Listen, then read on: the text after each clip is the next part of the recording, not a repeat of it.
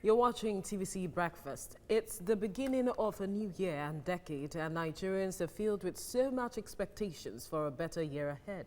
This year also, the journey that began on October the 1st, 1960, will be 60 years in a few months' time.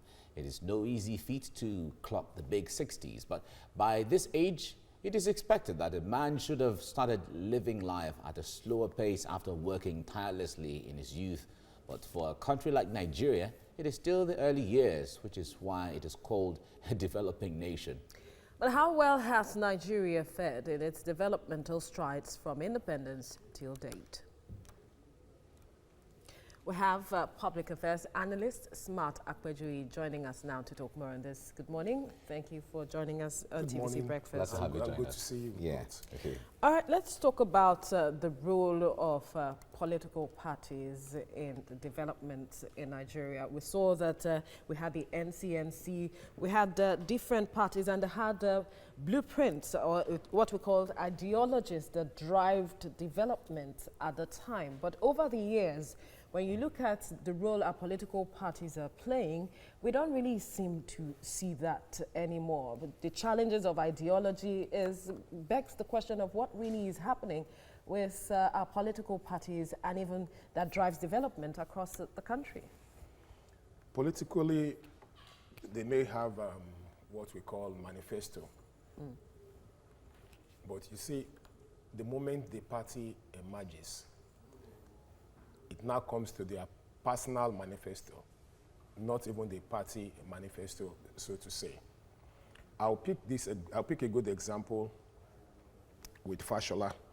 When Fashola was the governor of Lagos State, he started this project of this blue line or whatever. When Ambode came, he abandoned it. Lagos State government borrowed money for that project. Now, that project was abandoned throughout the 4 years. Ordinarily, it was supposed to be the party manifesto. You coming in was supposed to take off from where your immediate predecessor has stopped and continue the project. But you now see that the governors will come in and they want to, and because we have always said that these people, either the governor or Mr. President, they are too powerful. You see, then they will stop everything, that they will now want to come up with their own ideology, with their own agenda. So what we have is no more party ideology, but personal ideology. So in that case, the party doesn't seem to be the supreme. party does not seem to be to supreme. guide the government. No. The party owns the government at the time. The party is supposed to own the government, but in answer, it is whoever that emerges that now owns the party. And for as long as he remains the president, or for as long as he remains the governor, look, he rules the party. It's not so. It's supposed to be the party that will rule you. I remember Baba Awolowo, then UPN. It is UPN agenda. And it is what you have. You have a replica of what you have in Lagos. That's what you have in Ondo State. That's what you have in the then Bendel State. You see? But what do we have now? You see that even we have the APC. When you go to APC Ogun State, it's not the same thing that is happening in APC Lagos State. So you now begin to ask, is it the party or the individual? So there is no party ideology. And it is so sad when you look at it that a nation that started so well at this point in time, we are sliding.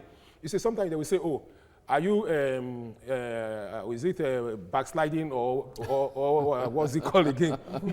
You see, I wouldn't know, I forgot it. You see, you find out that instead of you front sliding, we are backsliding, yes. Okay. We are supposed to be front sliding, but we are backsliding as a nation. Now, before now, we had, as a student, I was living in Ajegunle, going to Agege. It is very easy to go to Boundary Market, stay at the Boundary bus stop, and you will enter what we call LMTS, Lagos State Municipal Transport, whatever. You enter LMTS, that will take you from Boundary to Oshodi. That's Kappa. Now from Kappa, you will now take another one that will drop you at Agege. So as a student, it's very easy. Sometimes the government will just come say students are not paying for LMTS. But right now, do we still have that? They tried to introduce the BRT. You saw that even the BRT, if it was possible for our Ambode to have cancelled the BRT, he would have cancelled it. Because he now came up with his own kind of bus that that are too fragile for the kind of roads that we have. So when you look at it, there is nothing called party ideology. Right. It is individual ideology. All right, let's talk about the foundations where the founding fathers seem to, looking at the crystal balls, decided, okay, let Nigeria, be patterned in this kind of, the negotiations and the debates and the engagement between the different parts of Nigeria happened at that time. They came up with a certain agreement. Now, when it comes to learning from other countries and other places that things are happening, we've talked about, at least everybody talks about Dubai right now. Everybody talks about Singapore and Malaysia and all of those things. When those countries were picking up and deciding, to design that future, it was the same time a head of state in Nigeria was saying the problem we have is how to spend money. Between 1969 and 1972-73, that bracket was when Dubai was being conceived. And here we are at that time. So is it our pressing? Is the challenge with the way we are, or there's something social or environmental there that hampers the way we should move? You see that I've said that the moment anybody emerges, either as a political, either as in the area of governance in Nigeria, it stops everything that has to do with either party or founding ideology. What he now has is personal ideology. Very good. See, anytime I go through Dubai, it amazes me and it saddens me. It saddens me that, for goodness sake, if Dubai is like this, I was in Dubai sometime in 2009. I was in Dubai in 2015. The gap was just every time you go there, there's a change. Was too wide. Equally, we were in Nigeria, in this same Nigeria. You see that the primary education we had in the 70s and in the 80s is not the same thing that you have. Yes. So what stops again? Are we supposed to be moving forward, or moving backward? As a nation, we are moving backward. That is why sometimes I look at it, Nigeria as 60. Are we developing? No. Okay. No is just the answer. We are not. Because primary schools those days, secondary schools those days, government primary and secondary schools, they were the best. Yeah. You don't want to go to private school. What are you going to do in private school? Just like those days, if they ask you to go to London or to come to University of Ibadan or University of this thing, you want to go to University of Ibadan.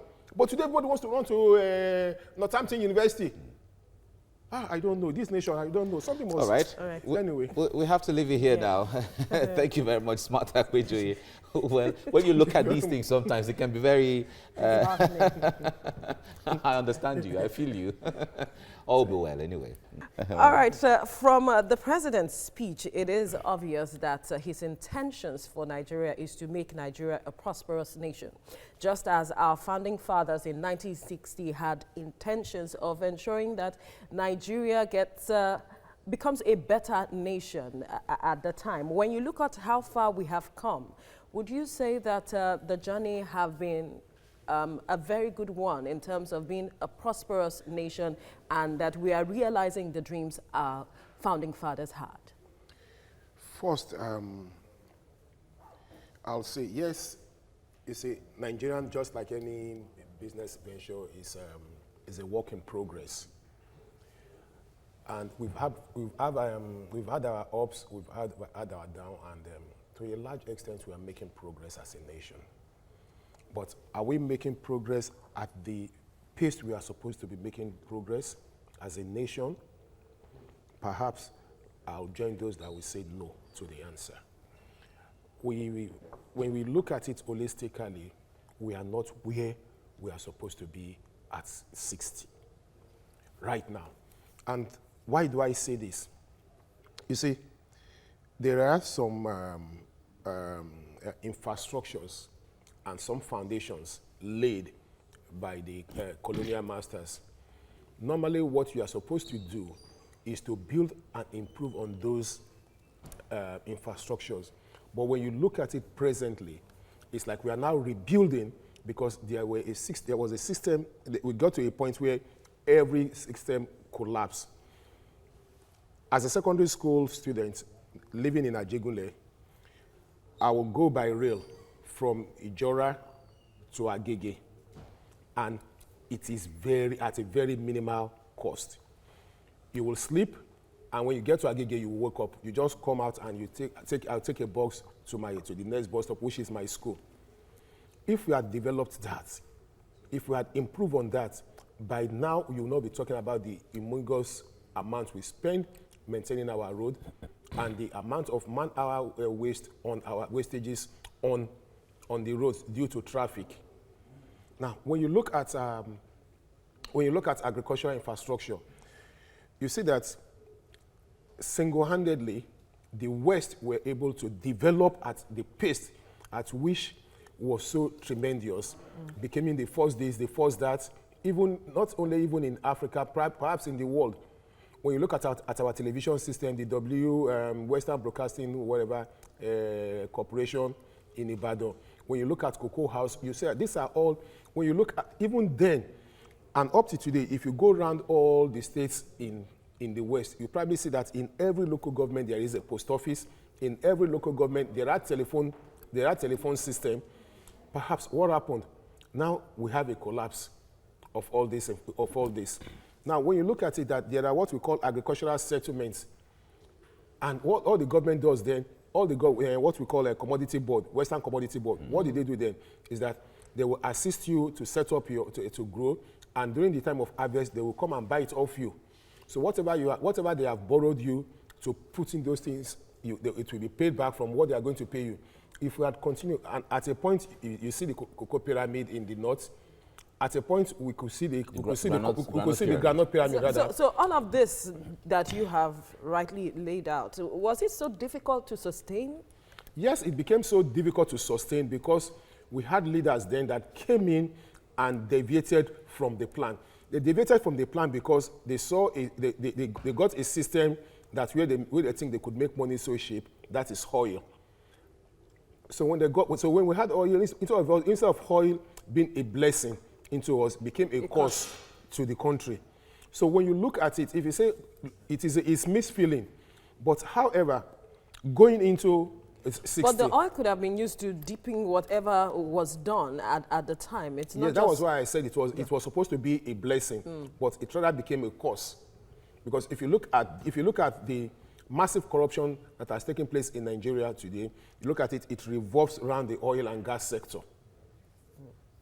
So now moving forward as a nation, what we should go back is that I love what Seyi Makinde said. He said, look, that he will not be too big to reverse himself if he realizes that he has made a mistake.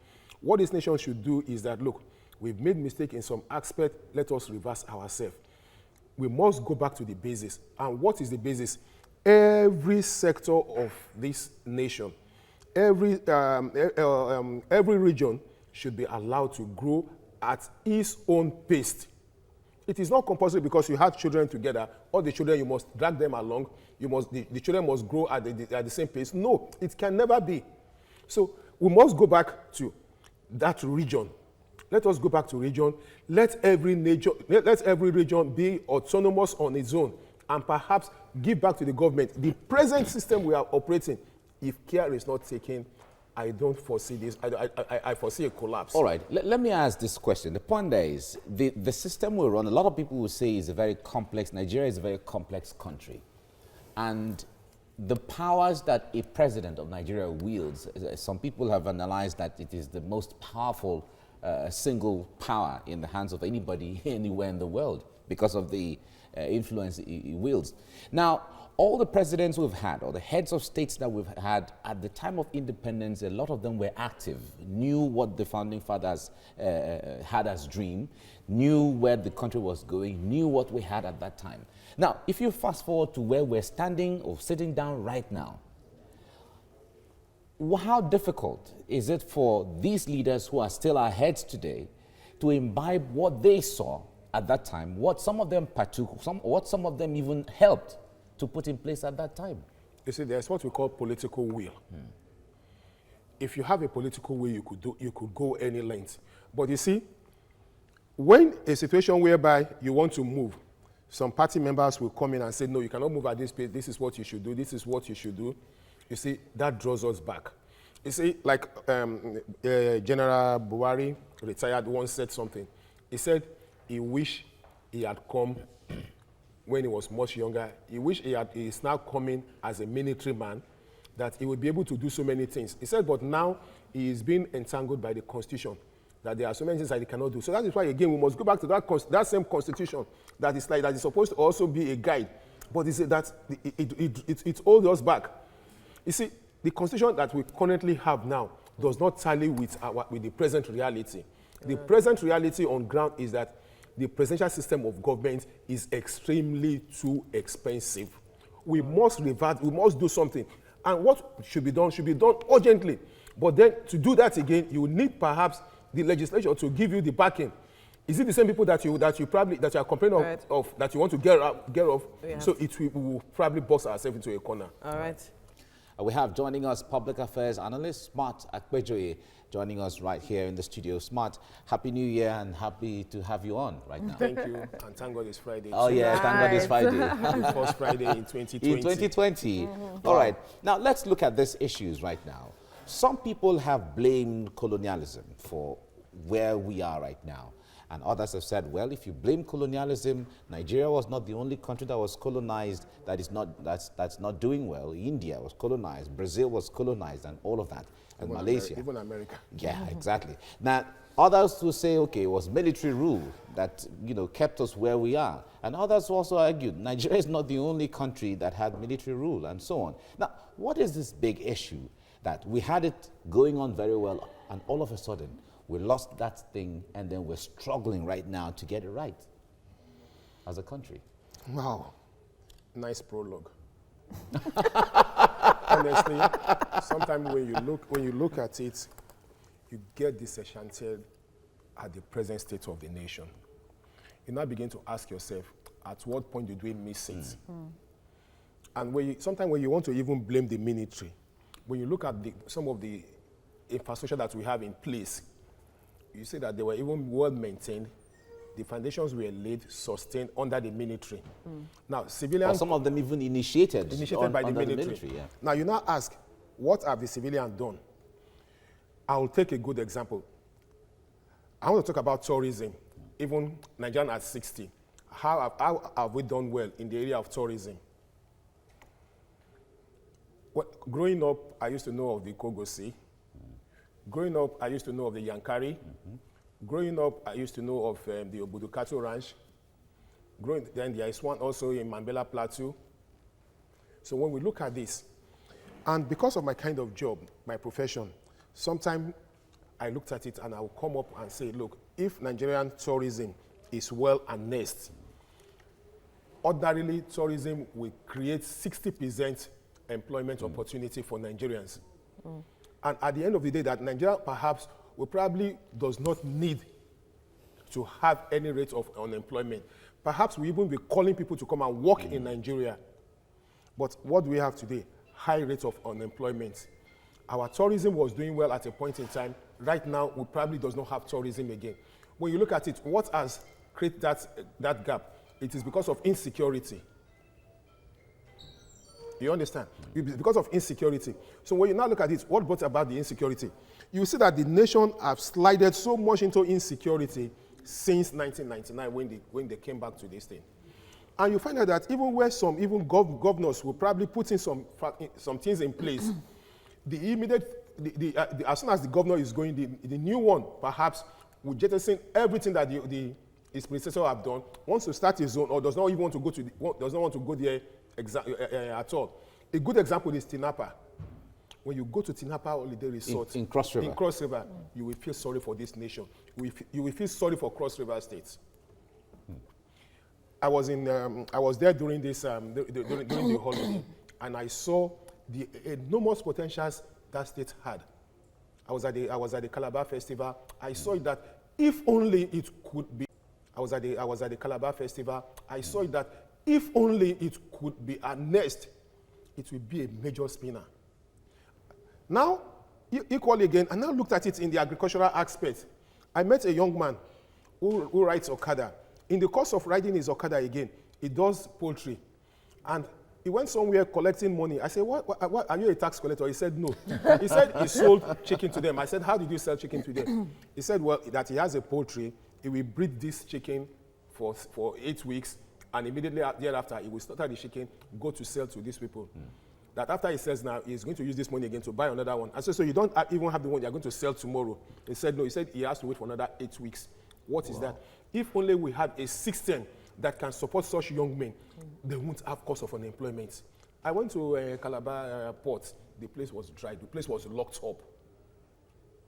So, and when you look at this now, who are those that even initiated? Somebody sat down and said, look, we cannot have all our ports concentrated in Lagos. Let us have Calabar port. Let us have Onne port. Let us have this one port. All these ports are not working today. Or if they are working maybe at 5%, no wonder we always have trailers coming from Ogoja to come and pick from Lagos. And you now say the roads will not be spoiled. You now say there will not be insecurity. You now say there will not be congestion at the port. We must go back to the basis. Every region, every state must be allowed to move at his or her own pace. Also, the present system that we are operating, this pension system, if we don't kill it, it will kill us as a nation. When you say kill it, how do you mean? How do I you mean, kill it? it's not a chicken.